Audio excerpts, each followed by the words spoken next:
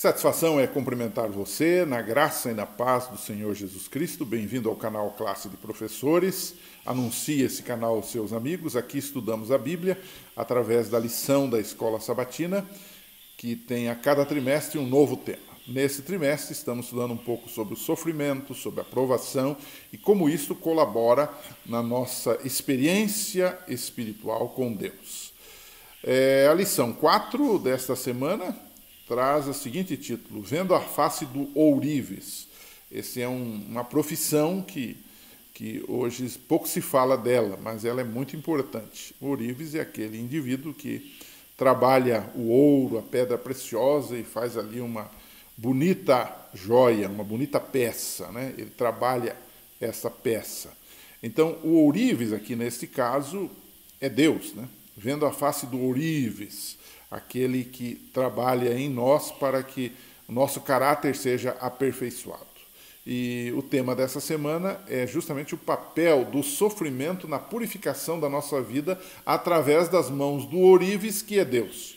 Como podemos ver a face de Deus, isso é muito importante, o ourives, através do sofrimento. Sim, esse é o tema geral da semana, né? E a gente começa dizendo, num primeiro tópico, que nós, seres humanos, temos problemas com a imagem. Não exatamente essa questão da nossa imagem pública, que muita gente se preocupa com ela, embora ela seja importante também. A gente puxa o fio um pouco mais atrás, lá no passado. Quando Deus criou o ser humano, Deus criou esse ser humano à sua imagem e semelhança. Deus nos criou à sua imagem, Gênesis 1, verso 27.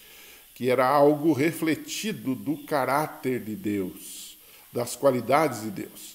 Mas com o tempo nós entendemos que o pecado, que é a desobediência, que é a separação de Deus, que é a alienação de Deus, afetou esta imagem, né? E essa imagem ela precisa ser restaurada em nós. Ela precisa ser, nós precisamos passar por um aperfeiçoamento do nosso caráter, porque nós estamos muito distantes de Deus. Nós precisamos voltar para Deus e nos tornarmos cada dia mais semelhantes a Ele. Esse é o grande objetivo da salvação, da redenção, do perdão de Deus, da graça de Deus na nossa vida. Muitas vezes o ourives, que é Deus, ele lança mão de diferentes ferramentas. Uma das ferramentas que ele lança mão é justamente do sofrimento. Não que ele queira que soframos, mas ele usa isto para que nós possamos ter essa imagem restaurada, a imagem de Deus em nós, né? No livro Testemunhos para a Igreja, no volume 2, na página 86, há um texto intrigante que diz assim: a purificação do povo de Deus, no caso você e eu, não pode ser efetuada sem que ele sofra.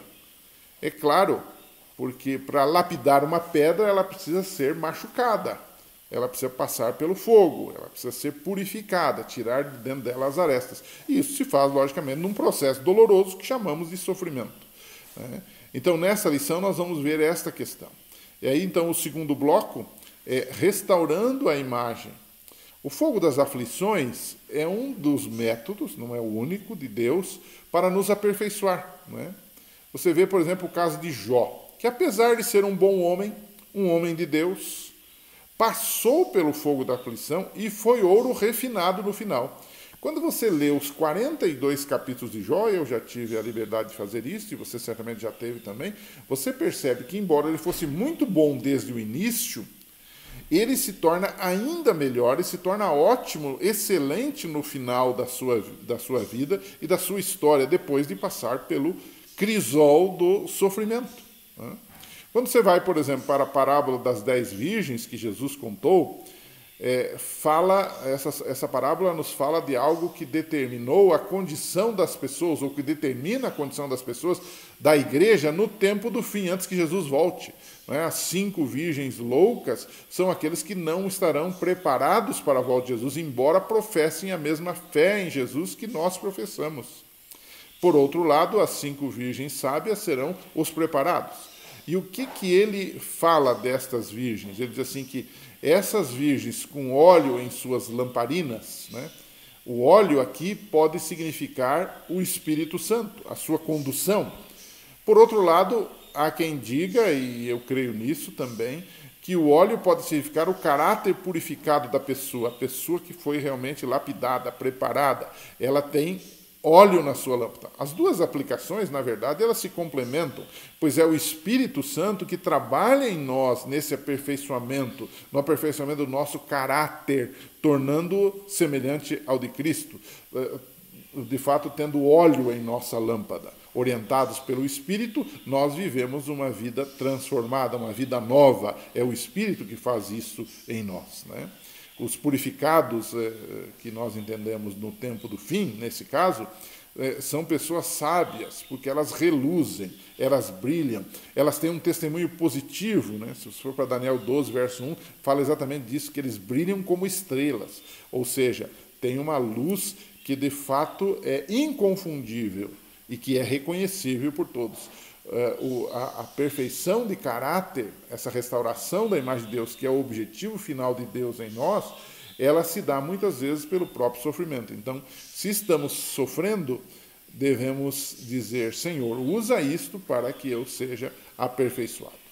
Para a gente concluir a lição dessa semana, vamos para Efésios 4, versos 11 a 16, e ali mostra a importância de alcançar a purificação e, ao mesmo tempo, para alcançar a maturidade cristã, a edificação, como a Bíblia diz, do corpo de Cristo.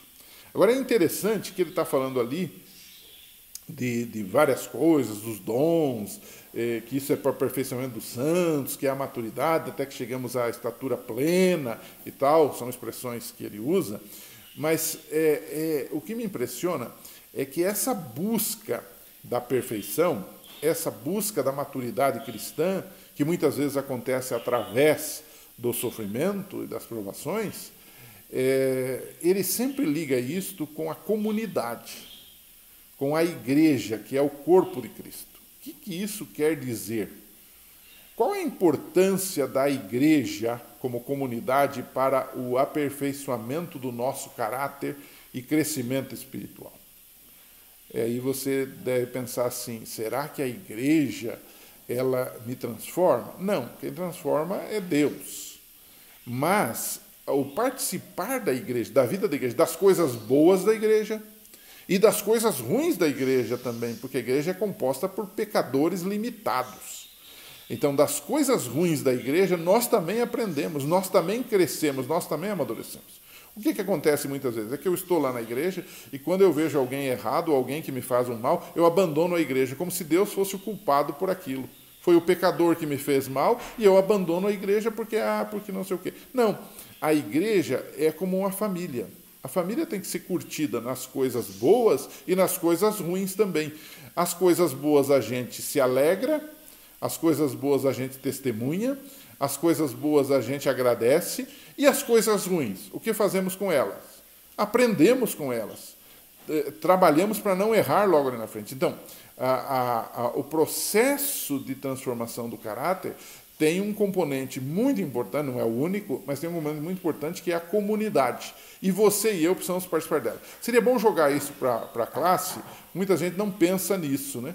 O que a igreja, como corpo de Cristo, colabora, qual a importância dela para o meu aperfeiçoamento espiritual, aperfeiçoamento do meu caráter e o meu crescimento espiritual. Que Deus abençoe. Semana que vem a gente está aqui de volta. Muito obrigado.